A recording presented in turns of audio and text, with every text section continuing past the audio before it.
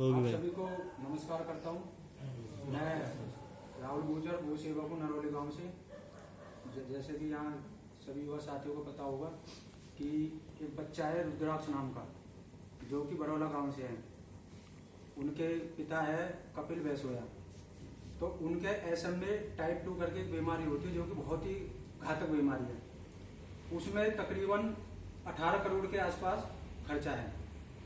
अभी यही बीमारी कुछ समय पहले मुंबई में एक बच्ची को हुई थी, और उस बच्ची को होने के बाद वो बहुत ही गरीब परिवार से थी, लेकिन वो सोशल मीडिया पे वो मुद्दा उठा। सभी युवा साथियों ने, एनजीओ ने, सब ने उसमें अपनी मदद करी, अपना सहयोग दिया। आज उस बच्ची का वो 3 डोज लगी है, और प्रधानमंत्री जी जो भारत सरकार है उसे 6 करोड़ की उसमें सब्सिडी मिली है। तो साथियों, मैं सिर्फ एक निवेदन करने यहाँ आया हूँ आपसे, जो भी बने 10, 20, 50, 100, 200 जो भी बने, एक तो डोनेट करें उस परिवार के लिए। सीधा उस परिवार का खाता नंबर है, पेटीएम नंबर है, गूगल पे है। और दूसरा, सोशल मीडिया पे इस बात को उठाने का काम करें। आपको एक कहावत मैं अपने समाज के बारे में कहकर अपनी बात को समाप्त रखूंगा।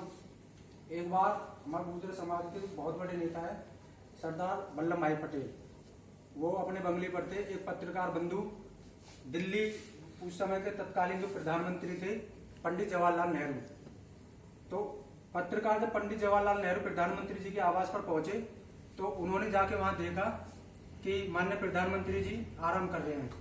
उन्होंने गेट पे जाके पूछा कि माननीय प्रधानमंत्री जी कहाँ हैं, कि वो आराम कर रहे हैं।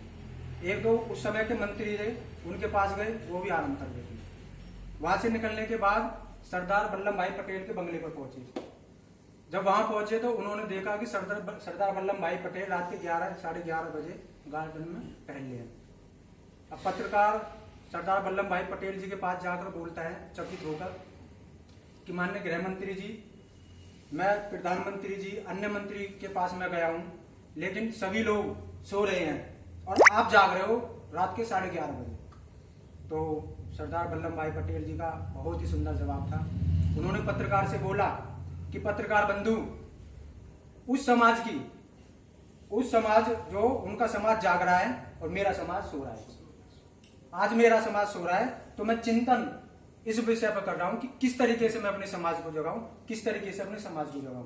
तो साथियों, निवेदन यही है कि जब भी समाज के लिए या अन्य 36 कौम के लिए हमें मौका मिले, 24 घंटे से 1 घंटे, आधा घंटे, अगर इस तरीके की जैसे ये है, इस तरीके की मदद करने का हमें मौका मिले तो हम सबको करनी चाहिए।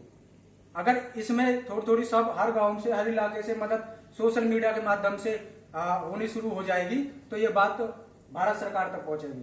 जब भारत सरकार तक पहुंचेगी, इसमें सरकार से, एनजीओ, सारे लोगों की यहाँ मदद मिलने लग जाएगी, वो बच्चा बच जाएगा। मैं अभी 3 दिन पहले उस परिवार से मिलने गया, मैंने उस परिवार के आंसू देखे।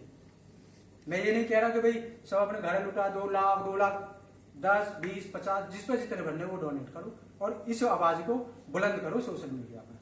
तो यही मेरा निवेदन है। मैं कल से लगा हुआ हूँ, परसों मेरा दुजाना, मेटा, इन कई गाँव में प्रोग्राम, उसके बाद लौनी, मैं हर गांव जाऊंगा। मुझे कोई लालच नहीं है, मुझे उस बच्ची पर दया है, इसलिए मैं गांव जाऊंगा, इसलिए मैं आपके गांव में आया हूँ। तो पुनः आप साथियों से मैं यही निवेदन करूंगा कि सोशल मीडिया पे और जितना भी आपसे मदद हो, उस परिवार की मदद करें। सभी को नमस्कार।